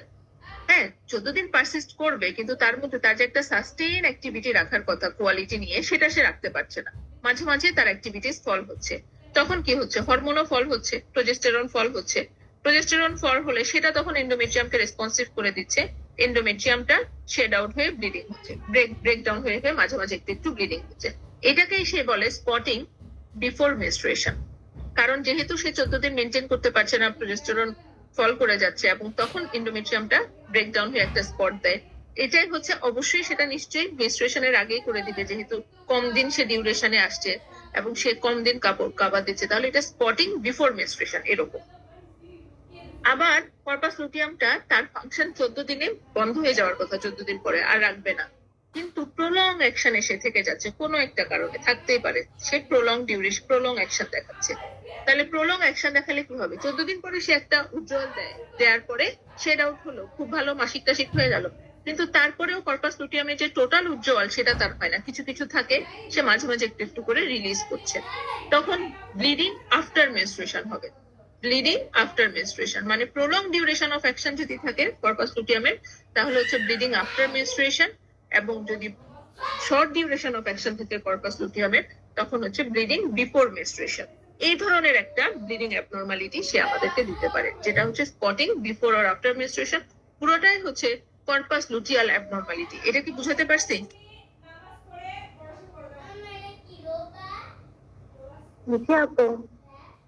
তাহলে এই কর্পাস লুটিয়াল অ্যাবনর্মালিটি যখন হবে, তখন তার ট্রিটমেন্ট কিভাবে দিব, এটা কর্পাস লুটিয়াম ভালো মতো কাজ করছে না, সেই জন্য এই প্রবলেমটা।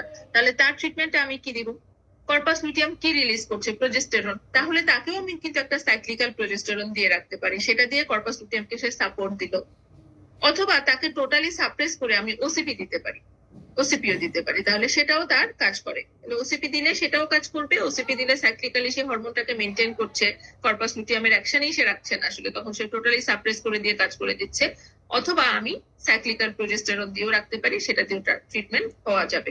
আপনার মেইনলি বুঝতে হবে প্রবলেমটা কোথায়, এটা ওভুলেটরি না অ্যানোভুলেটরি। আচ্ছা, এতটুকু বোঝা গেছে?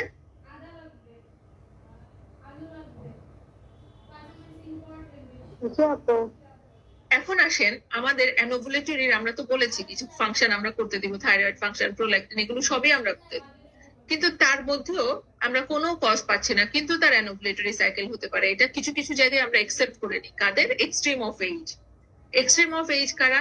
এই যে পিউবার্টিতে যারা নতুন করে যাদের মাসিক শুরু হচ্ছে, সেখানে তাদের নতুন ইনিশিয়েশনে হাইপোথ্যালামো পিটুইটারি ওভারিয়ান অ্যাক্সিস যদি ঠিক মতো কাজ না করে, ওভারিয়ান সাইকেল যদি ঠিক মতো না চলে, সেখানে তার ইউটেরাইন সাইকেলও ঠিক মতো চলবে না এবং এই ব্লিডিংটা না তারা প্রেজেন্ট করতে পারে। আরেকটা গ্রুপ হচ্ছে এলডারলি, যারা হচ্ছে পেরিমেনোপোজাল, যেখানে already hypothalamo pituitary ovarian axis abnormality একটা হয়ে যেতে পারে এজ রিলেটেড। তাহলে এই যেখানে আমি কোনো কজ পাচ্ছি না অ্যানোভুলেটরি অ্যাবনরমালিটি, কিন্তু রোগীটা হচ্ছে একটা একটা এজ ক্যাটাগরি ফুলফিল করছে, যে very early age of menstruation অথবা হচ্ছে লেটার এজ অফ মেনস্ট্রুয়েশন, এবং সেখানে কোনো, বারবার বলছি, কোনো কজ পাচ্ছি না, কোনো কজ নাই, তখন আমাদের বলতে হয় যে এটা এজ রিলেটেড ওভুলেটরি অ্যাবনরমালিটি, যেখানে অ্যানোভুলেশন হচ্ছে and it is due to hypothalamo pituitary ovarian axis abnormality. Treatment কিন্তু প্রোজেস্টেরন দিয়েই আপনি করছেন, কিন্তু it is due to hypothalamo pituitary ovarian axis abnormality. আর যখন সেখানে কোনো কজ পেয়ে যাচ্ছেন, thyroid abnormality, blood glucose abnormality, তখন সেগুলো আমরা সেই হিসেবে ট্রিটমেন্ট দিচ্ছি। বাট এই যে ওভুলেটরি অ্যাবনরমালিটি, এইটা জেনারেলি আমরা এক্সট্রিম অফ এজে পাই না। ওভুলেটরি অ্যাবনরমালিটি কিন্তু তার ওভুলেশন হয়ে হয়ে তার ব্লিডিং অ্যাবনরমালিটি করছে, এটা ভেরি মাচ রিপ্রোডাক্টিভ এজ গ্রুপে আমরা পাই, যেটা হচ্ছে একটা মানে একদম আইডিয়াল একটা রোগী, তার এই ব্লিডিং অ্যাবনরমালিটি নিয়ে এসেছে, তখন আমরা এই ওভুলেটরি অ্যাবনরমালিটি গুলো পাই এবং সেখানে আমরা এই ট্রিটমেন্টটা দিই এবং কজ খোঁজার চেষ্টা করি, সেই হিসেবে তাকে ট্রিট করি। ক্লিয়ার সবার কাছে? এইউবি ওটা মানুষই নাই আপনারা এই সময় কি এরকমই থাকে মানুষ? 3 জন 4 জন 5 জন এভাবেই থাকে? আপু যে সকালে ডিউটি থাকে, তো সকালে ডিউটি। ও আচ্ছা, ডিউটি থাকে, হ্যাঁ হ্যাঁ। আচ্ছা, তাহলে এতটুকু বোঝা গেছে? জি আপু। আচ্ছা, তাহলে আমরা এই এইউবি ও বুঝলাম। এবার যদি আমি একটু পাম কয়েনের জিনিসটাতে যাই,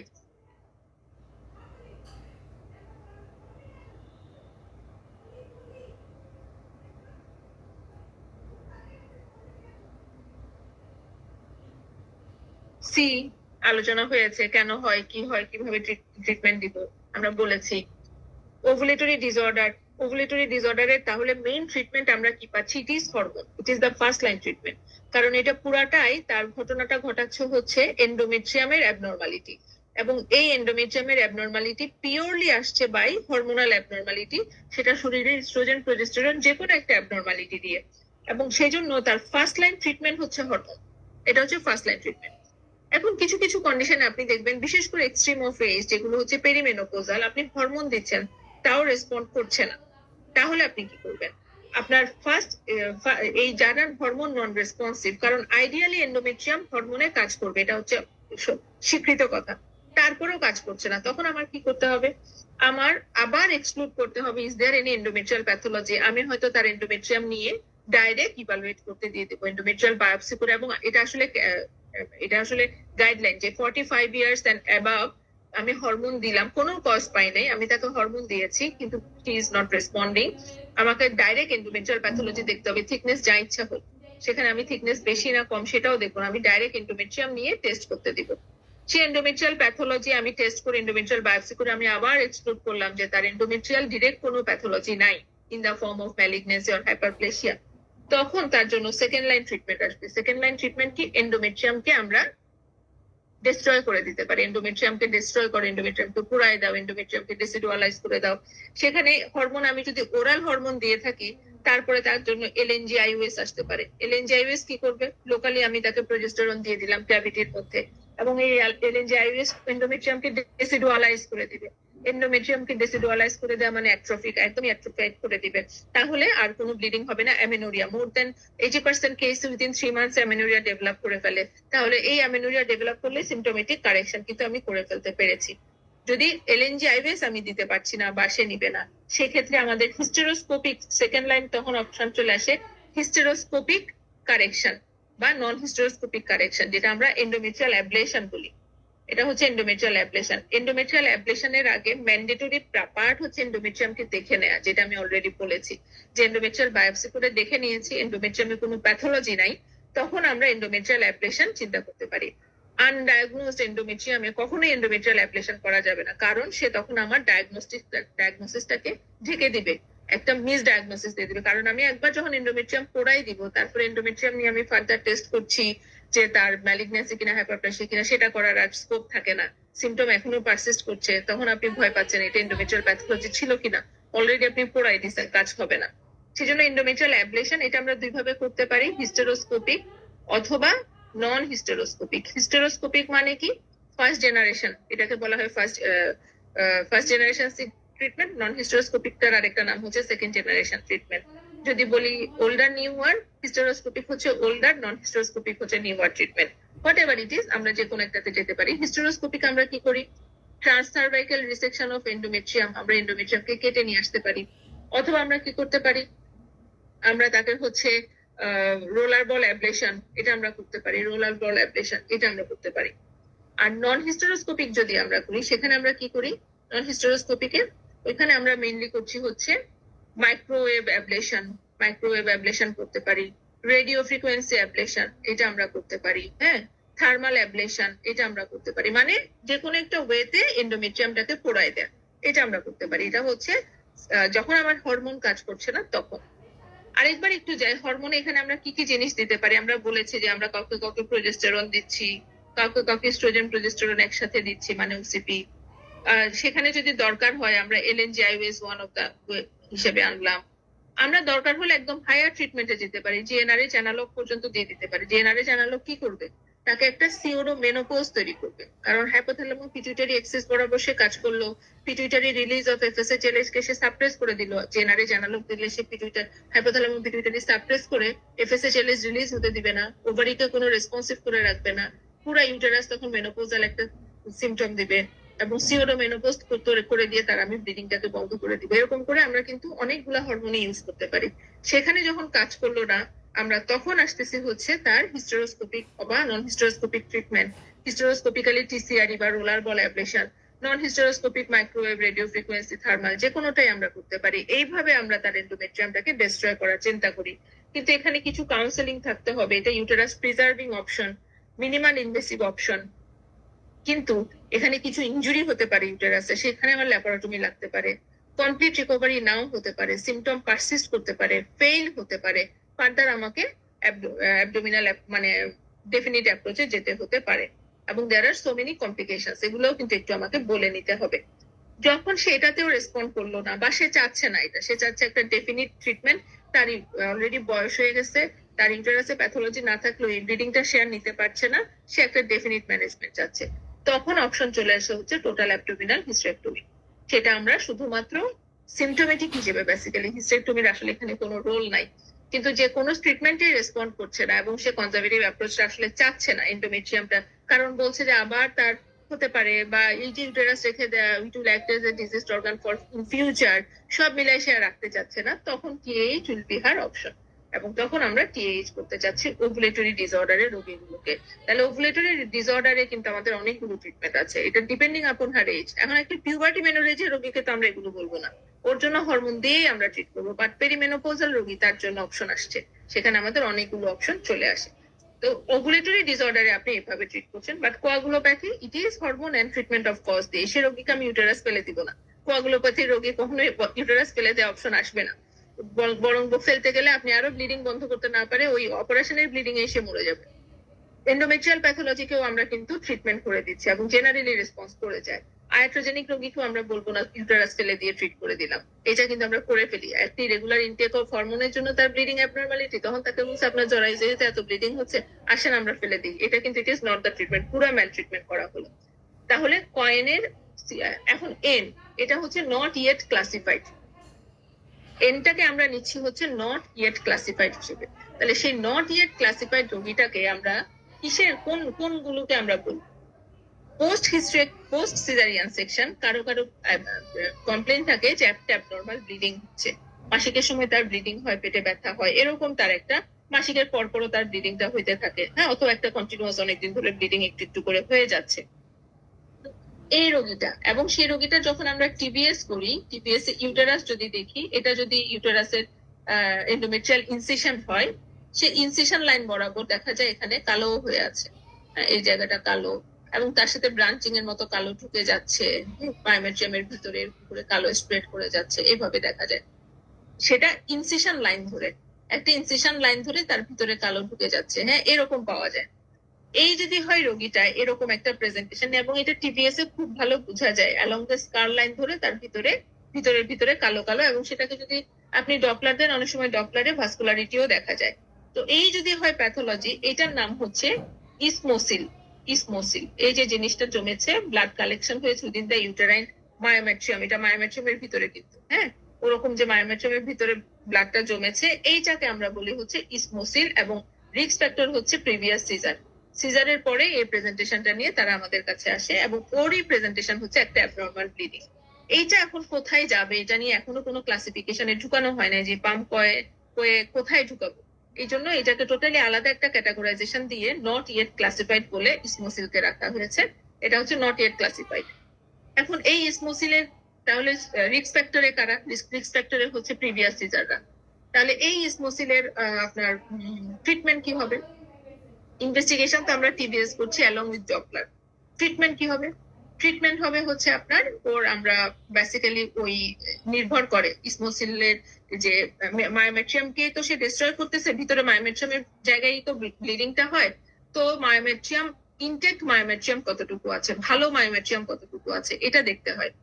ভালো মায়োমেট্রিয়াম কতটুকু আছে দেখে, যদি ভালো মায়োমেট্রিয়ামের থিকনেসটা 3 to 6 মিলিমিটারের বেশি হয়, সেই ক্ষেত্রে আমরা কনজারভেটিভ ট্রিটমেন্ট করি, মানে ওপেন করে ওই এরিয়াটাকে কেটে আবার রিকনস্ট্রাকটিভ সার্জারি করে রেখে আসা, এটা আমরা করতে পারি। বা হিস্টেরোস্কোপিক কারেকশন করা যায়, ক্যাভিটি দিয়ে ঢুকে ওই জেনুইন এরিয়া যেটা, সেটাকে এক্সেশন করে পরে রিপেয়ার করে চলে আসলাম, এটা করা যায়। কিন্তু যদি হচ্ছে আমরা 3 মিলিমিটারও থাকে না, ওভারলাইং এন্ডোমেট্রিয়াম একেবারেই থিন হয়ে গেছে, সেখানে রিকনস্ট্রাকটিভ সার্জারির আসলে কোনো অপশন নাই, সেখানে আপনার হিস্টেক্টমিতে যেতে হবে, হ্যাঁ।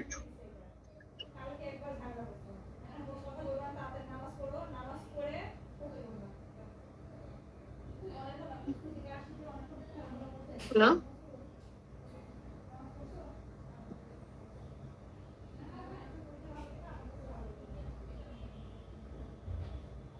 হুম হুম।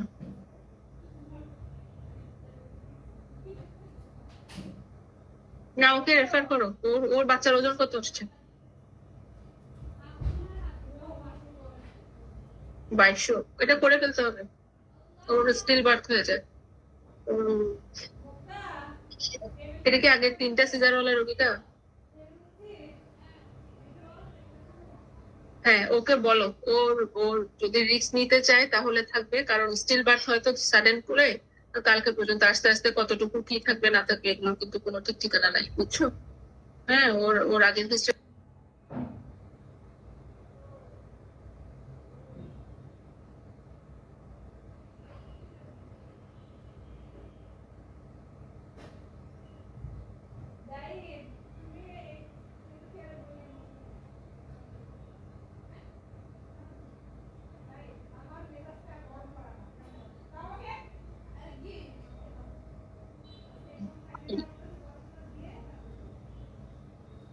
আচ্ছা, এরপরে হচ্ছে তাহলে তাহলে আমরা তখন ডেফিনিট সার্জারি, যেটা হিস্টেক্টমি, এটা করে ফেলি স্পোসিলের বেলায়। এটা হচ্ছে তার সিভিয়ারিটি অফ প্রেজেন্টেশনের উপরে নির্ভর করে, এটা নট ইয়েট ক্লাসিফাইড হিসেবে আমাদের ডিনোট করা হয় আর কি। তাহলে এটা হলো আমাদের কয়েনের রোগী। সব কয়েনটাকে ক্লিয়ার করতে পারছি? আপু একটু বলেন,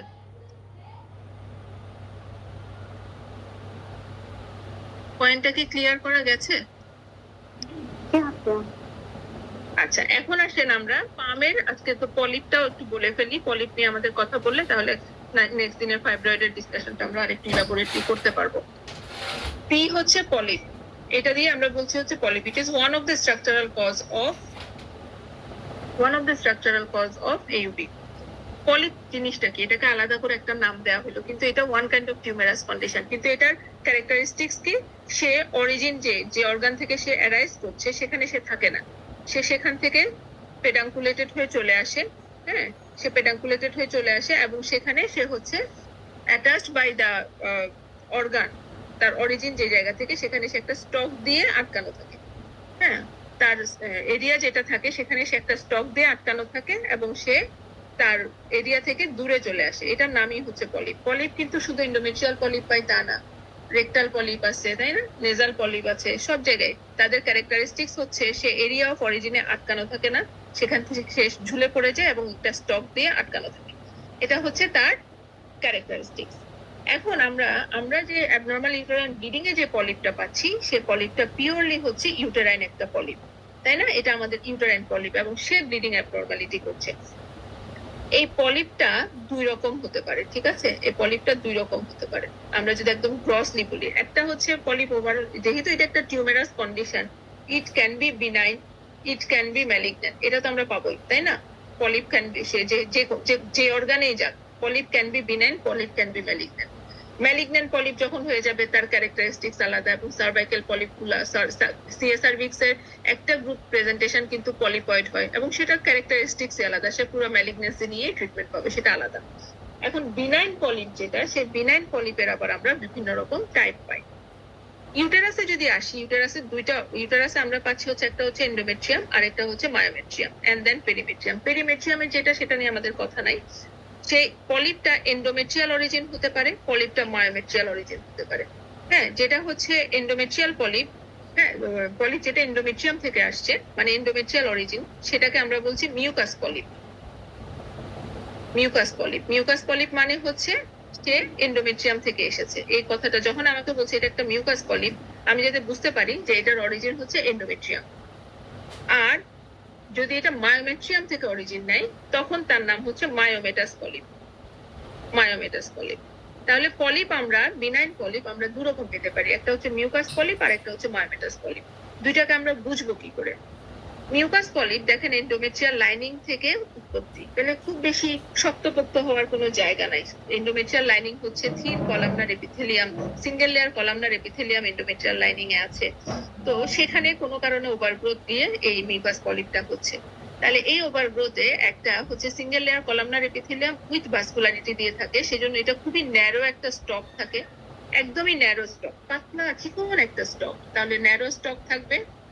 পলিপটা থাকবে হচ্ছে খুবই স্মল একটা পলিপ, ম্যাক্সিমাম 2 সেন্টিমিটার, এর বেশি হতে পারে না, বড় হইলেও 2 সেন্টিমিটার। এটার কালারটা হচ্ছে, এটার কালার পিঙ্ক হতে পারে বা রেডিশ হতে পারে। রেডিশ কারণ হচ্ছে সিঙ্গেল লেয়ার কলামনার এপিথেলিয়াম, তার নিচে ভাস্কুলারিটি দেখা যায়, এই জন্য পিঙ্কিশ বা রেডিশ কালার হতে পারে। এবং এটা সফট স্লিপারি, কারণ ওই যে উপরে মিউকাস লেয়ার থাকে, কলামনার এপিথেলিয়ামে কিন্তু মিউকাস সিক্রেশন থাকে, তাই না। এটা আমরা মানে আমাদের নর্মাল যে আগে যে সেকেন্ড ইয়ারের পড়া, ফার্স্ট ইয়ার সেকেন্ড ইয়ারের পড়া, যে কলামনার এপিথেলিয়াম স্লিপারি হয়, মিউকাস সিক্রেশন থাকে, সেজন্য এটাও স্লিপারি হবে। তাহলে এর ক্যারেক্টারিস্টিক্স হচ্ছে soft, slippery, pinkish or reddish in color, 2 centimeter, maximum 2 centimeter in diameter, attached by narrow stalk. Attached by narrow stalk. এটা হচ্ছে ওর ক্যারেক্টারিস্টিক্স মিউকাস পলিপের। এরকম আমরা পাচ্ছি, সেটা এন্ডোমেট্রিয়াল অরিজিন হয়, ন্যারো স্টক দিয়ে আটকানো। মায়োমেটাস পলিপ মাসেল লেয়ার থেকে উৎপত্তি। এটা কি? ফাইব্রয়েড।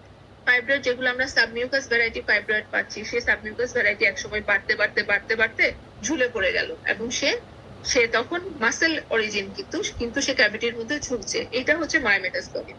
তাহলে এই মায়োমেটাস পলিপটা কেমন হবে? অবশ্যই থিক স্টক থাকবে, একটা মোটা মোটা স্টক দিয়ে সে আটকান, কারণ ওটা মায়োমেটাস অরিজিন, ওদের মাসেল লেয়ার থাকে, সেজন্য থিক স্টক।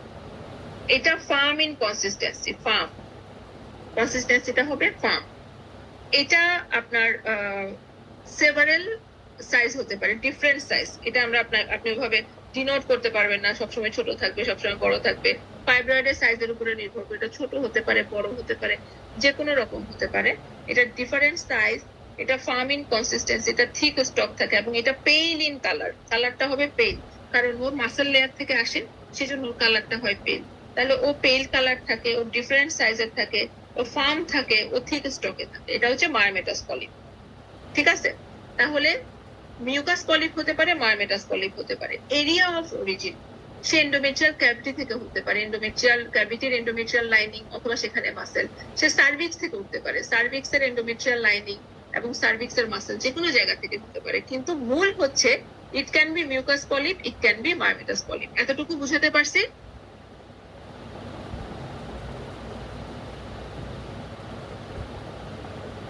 বুঝা গেছে? জি আপু, বুঝতে পারছি। আচ্ছা, এখন এগুলো হচ্ছে কেন?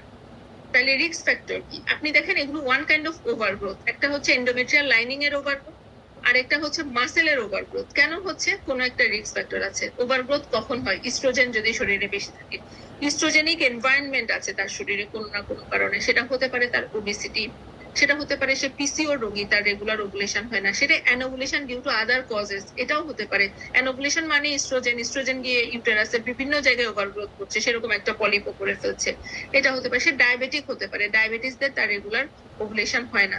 তাহলে ওবেসিটি, পিসিও, ডায়াবেটিস, তারপরে হচ্ছে তার তার তার এমনি কোনো ড্রাগ ইনডিউসড হতে পারে, যে স্ট্রোজেনিক ড্রাগ যদি সে নেয়, এরকম কোনো একটা রিস্ক ফ্যাক্টরের রোগী তার আমরা এটা পাচ্ছি। তাহলে এটাকে যদি আপনি একটু কোরিলেট করেন, ফাইব্রয়েডের রিস্ক ফ্যাক্টরও এদের সাথে মিলে, endometrial carcinoma, endometrial hyperplasia risk ফ্যাক্টরও এদের সাথে, কারণ এগুলো সব হচ্ছে ইউটেরাইন ওভারগ্রোথের রিস্ক ফ্যাক্টর, এই রিস্ক ফ্যাক্টর রোগীগুলা।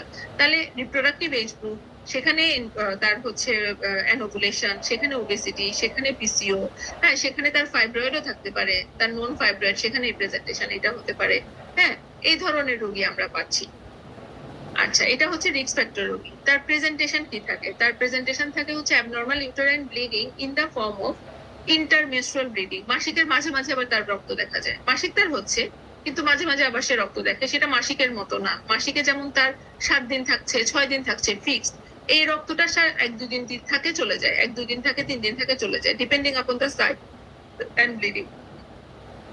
তাহলে সে একটা ইন্টারমেনস্ট্রুয়াল ব্লিডিং বলে। আরেকটা হচ্ছে যদি পলিপটা ইন্টারনাল ওয়াস ক্রস করে ভ্যাজাইনাতে এক্সক্লুড হয়, মানে ভ্যাজাইনার মধ্যে চলে আসে, তখন তার পোস্ট কয়টাল ব্লিডিং হতে পারে। হ্যাঁ, কারণ যখনই পলিপের টাচ হবে সে তার ব্লিডিং হবে পলিপটার এরিয়া, সারফেস এরিয়া থেকে। তো এটা পোস্ট কয়টাল ব্লিডিং করতে পারে। তাহলে তার ইন্টারমেনস্ট্রুয়াল ব্লিডিং হতে পারে, পোস্ট কয়টাল ব্লিডিং হতে পারে। এছাড়া তার ইনক্রিজ ডিসচার্জ, কারণ যেহেতু এন্ডোমেট্রিয়াল অ্যাক্টিভিটি বেড়েছে, সার্ভিক্সে অনেক সময় তারা ইরিটেট করে, সার্ভাইকাল গ্ল্যান্ডুলার অ্যাক্টিভিটি বাড়ায়, সব মিলায় সেখানে ইনক্রিজ ডিসচার্জ হয়, পারভ্যাজাইনাল ডিসচার্জ। মাঝে মাঝে সেটা অফেন্সিভও হয়ে যেতে পারে, আবার ব্লাড স্টেইনড হতে পারে। তাহলে এরকম একটা প্রেজেন্টেশন নিয়ে তারা আমাদের কাছে আছে, ডিসচার্জ বেড়েছে, অ্যাবনর্মাল একটা bleeding in the form of intermenstrual bleeding, কারো কারো পোস্টকয়েটাল ব্লিডিং, এটা। এবং আপনি যখন দেখতে যাবেন পারস্পেকুলাম এক্সামিনেশনে, মেইনলি আপনি পলিপ যদি প্রোট্রুড করে থ্রো অস, তখন আপনি দেখতে পাবেন। আদারওয়াইজ পারস্পেকুলাম এক্সামিনেশন কোনো ফাইন্ডিংস দিবে না, কিন্তু প্রোট্রুড করলে দেখতে পারবেন। এবং ওই কালার, এগুলাই আপনি ফাইন্ডিংস পাবেন, যে একটা রেডিশ কালার স্লিপারি, আর একটা পেল কিন্তু ফার্ম, মোটা, বড় সড়ো। বিয়ন্ড পলিপ গেলে হচ্ছে আপনি স্টকটা পাচ্ছেন সেটা কেমন, এগুলো তখন আমরা বুঝতে পারি। আদারওয়াইজ ওয়ে কি, আপনি তাকে একটা টিবিএস করতে দিলেন, টিবিএস এ আমরা হচ্ছে পলিপ ডায়াগনোসিস করতে পারি, কিন্তু এটা কি পলিপ না এটা সাবমিউকাস ফাইব্রয়েড, সেখানে আবার একটা diagnostic dilemma. Saline infusion sonography যদি করেন খুব ভালো বলতে পারবে, কারণ পানির মধ্যে স্টক সহ পলিপটা ভেসে বেড়াচ্ছে, পলিপ একটা প্রোট্রুশন ওয়ালের সাথে আটকানো, সাবমিউকাস ফাইব্রয়েড। তাহলে স্যালাইন ইনফিউশন সোনোগ্রাফি দিয়ে আমরা করতে পারি টিবিএস, স্যালাইন ইনফিউশন সোনোগ্রাফি, হিস্টেরোসালফিঙ্গোগ্রাফি, এগুলো সবই বলতে পারবে। হিস্টেরোস্কোপি বেটার, ডাইরেক্ট দেখে দেখে ইভালুয়েশন দেয়। তো হিস্টেরোস্কোপি আমরা করব কাদের, যাদেরকে আমরা ট্রিটমেন্টও একবারেই করে আসবো, শুধু ডায়াগনস্টিক হিস্টেরোস্কোপি না, এটা ট্রিটমেন্ট সহ আমরা করে আসবো, তখন আমরা হিস্টেরোস্কোপি করতে পারি। তাহলে দিস আর দ্য ইনভেস্টিগেশন টুল। এবার আপনি ট্রিটমেন্ট করবেন কি? ট্রিটমেন্ট করবো যেহেতু পলিপেক্টমি এন্ড ডিএনসি, এটা আপনার করতে হবে। পলিপেক্টমি এন্ড ডিএনসি, আপনি হয়তো ব্লাইন্ড প্রসিডিওর হিস্টেরোস্কোপিক জান নাই, আপনি পলিপটাকে রিমুভ করলেন, সাথে ডিএনসি করলেন। প্রশ্ন হয় পলিপটাকে কিভাবে রিমুভ করবো? যেটা থিন স্টক দিয়ে সেটাকে জাস্ট টুইস্টিং করলে সে খুলে চলে আসতেছে, এবং ব্লিডিংও তার বেশি হয় না, কারণ থিন স্টকে অত ব্লাড ভেসেল থাকে না। কিন্তু যেটা হচ্ছে থিক স্টক, সেখানে কিন্তু আপনাকে এক্সিশন অফ পলিপেক্টমি করতে হয়, বা এক্সিশন উইথ ট্রান্সফিক্সিং সুচার, মানে স্টকে আমাকে বেঁধে দিতে হয়, নাইলে ওখানে ব্লিডিং আসবে। তাহলে ট্রান্সফিক্সিং সুচার করবো, polypectomy with transfixing suture, followed by D and C. ডিএনসিটা কেন করবো? এন্ডোমেট্রিয়াল প্যাথোলজি আছে কিনা দেখার জন্য, কারণ it is one form of endometrial overgrowth হয়েছে। তো এন্ডোমেট্রিয়ামে মানে ওভারঅল একটা গ্রোথ, ওভারগ্রোথ, তাহলে সেখানে হিডেন কোনো না কোনো একটা জায়গায় হয়তো এন্ডোমেট্রিয়াল হাইপারপ্লেসিয়া বা কার্সিনোমার কোনো পিকচারও তো থেকে যেতে পারে। সেজন্য এন্ডোমেট্রিয়ামে কোনো প্যাথোলজি আছে কিনা ডেফিনেটলি দেখতে হবে। এন্ডোমেট্রিয়াল কিউরেট করে নিয়ে, ডিএনসি করে নিয়ে সেটাকে আমার টেস্টে পাঠাতে হবে। তাহলে পলিপেক্টমি করে সেটাকেও পাঠাচ্ছি, এবং এন্ডোমেট্রিয়াল কিউরেট নিয়ে সেটাকেও আমরা টেস্টে পাঠাচ্ছি। এবং ওই টেস্ট যদি বলে যে না কোনো অসুবিধা নাই, ভালো আছে, পলিপটা রিমুভ করে দিচ্ছি, পেশেন্ট সিমটম ফ্রি, কোনো সিমটম নাই, ফার্দার আর কিছু লাগবে না, সে জাস্ট চলে যাবে। কিন্তু যদি সেখানে এন্ডোমেট্রিয়াল হাইপারপ্লেসিয়ার কোনো পিকচার পাই, আমি তো পলিপেক্টমি করেছি, তার সাথে হয়তো তাকে একটা কন্টিনিউয়াস প্রোজেস্টেরন দিয়ে রাখবো টু কারেক্ট হাইপারপ্লেসিয়া, এটা আমরা করলাম। সেখানে যদি আমরা কোনো কনফিউজিং পিকচার পাই, আমরা হয়তো তাকে ডেফিনিট ম্যানেজমেন্ট করবো কিনা সেই চিন্তাটাও আমার তখন শুরু হবে। আরেকটা গ্রুপকে আমরা ডেফিনিট ম্যানেজমেন্ট করি, যেটা হচ্ছে রিকারেন্ট পলিপ। একটা রিকারেন্ট পলিপ, সে এর আগে অলরেডি 1-2 বার পলিপেক্টমি করেছে, আবার তার পলিপ হয়েছে, এবং সেখানে রোগীটার প্রোফাইল আছে, এই রোগীটার রিস্ক ফ্যাক্টর আছে, ওর ওবেসিটি বা তার হচ্ছে ইস্ট্রোজেন এক্সেসের রিস্ক ফ্যাক্টর এরকম আছে, এবং এই রিস্ক ফ্যাক্টর ওয়ালা রোগী কিন্তু candidate for malignancy of uterus. তাহলে সেই ধরনের রিস্ক ফ্যাক্টর ওয়ালা রোগী যার বারবার আমি পলিপেক্টমি করছি, রিকারেন্ট পলিপেক্টমির হিস্ট্রি আছে, সেখানে হয়তো তাকে আমি ডেফিনিট ম্যানেজমেন্টে চলে যাব।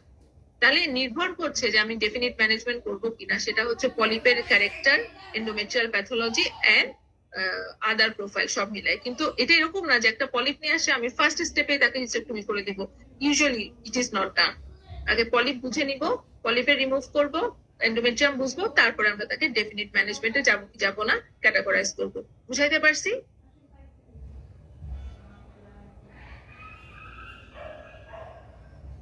জি আপু। আচ্ছা, তাহলে এগুলো যদি আমরা বুঝে থাকি, তাহলে আজকের মতো আমি মোটামুটি ক্লাসটা অফ করি। আমরা নেক্সট ক্লাসে বাকি যেগুলো আন্ডার আছে, ফাইব্রয়েড, তার সাথে ক্রনিক পেলভিক পেইন, ডিসমেনুরিয়া, এগুলো নিয়ে আমরা একটু কথা বলবো, কারণ ফাইব্রয়েডের সাথে আমার ডিসমেনুরিয়া আসবে, তো ওখানে আমরা পাশাপাশি রেখে সব ডিসমেনুরিয়া গুলা শেষ করবো। আজকের এই ক্লাসটার কোনো কিছু বুঝি নাই এরকম যদি থাকে বলতে পারেন।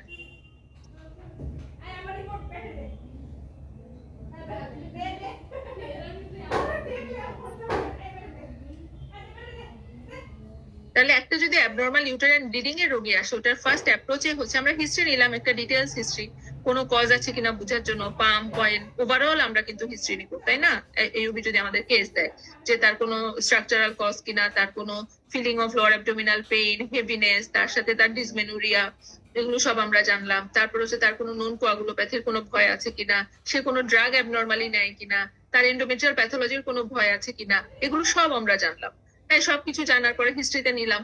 এরপরে এক্সামিনেশন রুটিন আমরা এক্সামিনেশন করছি, সেই রুটিন এক্সামিনেশনে আমরা জেনারেল এক্সামিনেশন যেটা করি সেটা তো এনিমিয়া টেনিমিয়া সব দেখছি, প্রেশার ট্রেশার সব দেখছি, থাইরয়েড গ্ল্যান্ড দেখছি। আমি অ্যাবডোমিনালি ইউজুয়ালি এইউবি রোগীগুলোর অ্যাবডোমিনালি কোনো প্যাথোলজি পাবো না, অ্যাবডোমিনালি কোনো প্যাথোলজি থাকে না জেনারেলি, যেটা আমরা টিপিক্যাল এইউবি ও একসময় আমরা যেটাকে ডিইউবি বা ডিসফাংশনাল ইউটেরাইন ব্লিডিং বলতাম, যদি আমি সব বাদ দিয়ে শুধু ওকে ফোকাস করি, আমি অ্যাবডোমিনাল কোনো প্যাথোলজি পাবো না। পারভেজাইনালি যখন যাব, পার ইন্সপেকশন একদম নর্মাল একটা ফিচার, একদমই normal. Per speculum examination cervix looks apparently healthy, কোনো অ্যাবনর্মালিটি নাই। বাইম্যানুয়াল এক্সামিনেশন যখন আপনি করতে গেলেন, তখন আপনি পাবেন হচ্ছে একটা বাল্ক ইউটেরাস। নর্মাল ইউটেরাসটা 4 to 5 উইক সাইজ, এখানে আপনি পাবেন হচ্ছে 5 উইকস 6 উইকস এরকম আপনি পাবেন। বলো।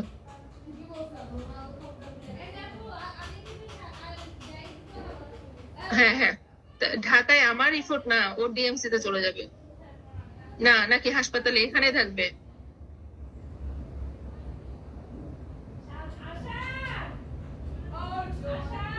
কিন্তু ওর তো এখানে মিনিমাম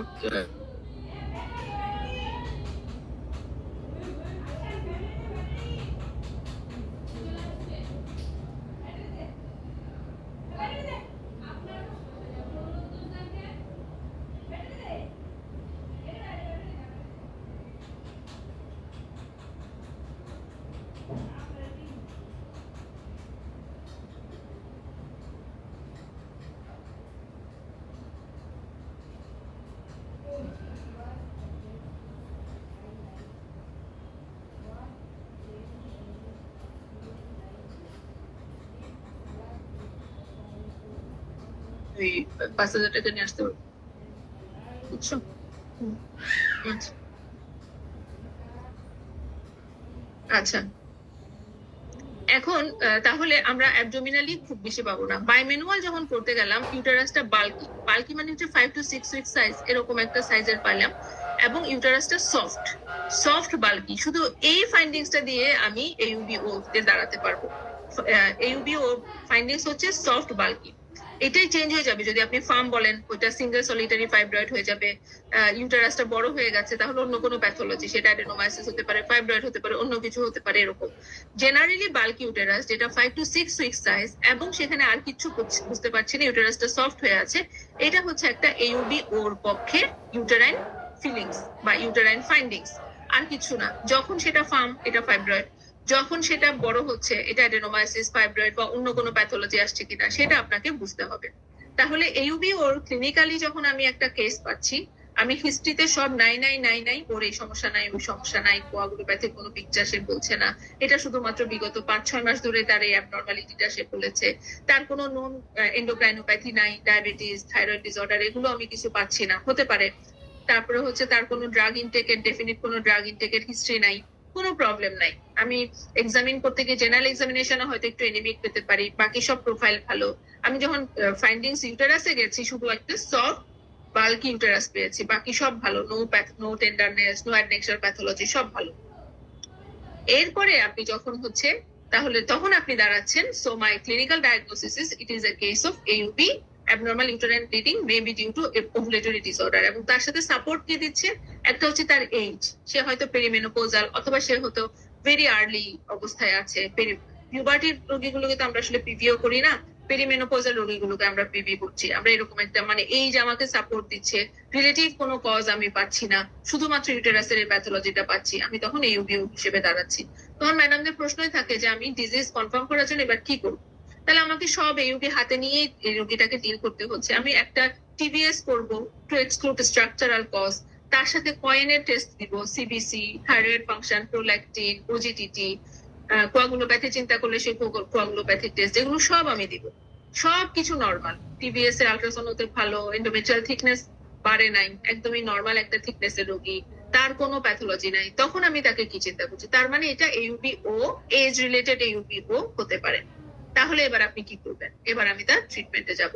এখন সেখানে এন্ডোমেট্রিয়াল প্যাথোলজি দেখতে চান কিনা, যদি আমার সেরকম কোনো রিস্ক ফ্যাক্টর থাকে, আমি ডিরেক্টলি এন্ডোমেট্রিয়াল প্যাথোলজি দেখতেই পারি 45 ইয়ার্স এন্ড অ্যাবাভে, থিকনেস ঠিক থাকার পরে। আমার প্যাথোলজি নাই, কোনো সমস্যা পাচ্ছি না, হরমোন দিয়ে দেখলাম, রেসপন্ড করলো, ভালো রেসপন্ড করলো না, স্টেপ ওয়াইজ ম্যানেজমেন্টে চলে যাবে। ঠিক আছে, বুঝাতে পারছি? বুঝাতে পারছি? জি আপু, আপু এক্ষেত্রে যে বায়োলজি 5 to 6 উইক এটা কেন পাবো? এর চেয়ে বেশি হয় না, কারণ এর চেয়ে বেশি হলে আপনার ওটা তো জেনুইন কোনো এন্ডোমেট্রিয়াল মায়োমেট্রিয়াল হাইপারপ্লেসিয়া হচ্ছে। তো এন্ডোমায়োমেট্রিয়াল হাইপারপ্লেসিয়া গুলো তো ডেফিনিট কোনো কজ, এটা অ্যাডেনোমায়োসিস বা ফাইব্রয়েড এরকম কোনো কজ আছে কিনা তখন ওইটাতে ঢুকে যায়। বাল্কি ইউটেরাস যেটা AUBO, সে এন্ডোমায়োমেট্রিয়াল কোনো হাইপারপ্লেসিয়া করবে না। আমি কি বুঝাতে পারছি? ইউটেরাসের সাইজ বাড়ানোর ক্ষমতা তো তার নাই, কিছুটা পারে। আপু যে পোস্ট মেনোপজাল ব্লিডিং, এটা কি AUB এর মধ্যে আসবে? পোস্টমেনোপজ এটা একটা গ্রুপ AUB হচ্ছে পোস্টমেনোপোজাল ব্লিডিং নিয়ে আসে। তো সেই পোস্টমেনোপোজাল ব্লিডিং এর কজ কিন্তু আলাদা ভাবে আসবে। সেখানে আপনার মানে পাম্প কয়েন, টিপিক্যাল পাম্প কয়েনের মতো আমরা যাই না, ওখানে আমরা মেইনলি যাই হচ্ছে এম রিলেটেড কোনো ফ্যাক্টর আছে কিনা। এম রিলেটেড ফ্যাক্টর এক্সক্লুড করার পরে আমরা আদার ইয়েতে আসি, সেখানে তার পলিপ থাকলে সেটার ব্লিডিং হতে পারে। তবে টিপিক্যাল পাম্প কয়েনের মতো করে পোস্টমেনোপোজাল ব্লিডিং কে ট্রিট করা হবে না, ওর মেইনলি এম প্যাথোলজিটাকে দিয়ে ট্রিট করা হয়। পোস্টমেনোপজাল ব্লিডিং আপনাদের টপিকস আছে আলাদা, ঠিক আছে? আপু যে ইতে ইতে হচ্ছে যে মানে এন্ডোমেট্রিয়াল হাইপারপ্লাসিয়াটা কি এর মধ্যে যাবে না এম এর মধ্যে যাবে? এম এম পাম করে না? এম প্রিম্যালিগন্যান্ট কন্ডিশন না, সেজন্য এটা এম এ থাকবে। এম হচ্ছে premalignant and malignant condition of uterus, ঠিক আছে? জি আপু। আর কোনো প্রশ্ন? না, ঠিক আছে। বুঝা গেছে? আমরা হয়তো নেক্সট ক্লাসটা রবিবারে রাখবো। আপনাদের এটা নিয়েও যদি কোনো কোয়েরি থাকে আপনি তখন জিজ্ঞেস করে নিতে পারেন। তাহলে আজকে আমরা শেষ করি। জি আপু। আচ্ছা, থ্যাংক ইউ। রিপন ভাই আছেন? ওকে, থ্যাংক ইউ। রিপন ভাই আছেন? আচ্ছা, আমি শেষ করি।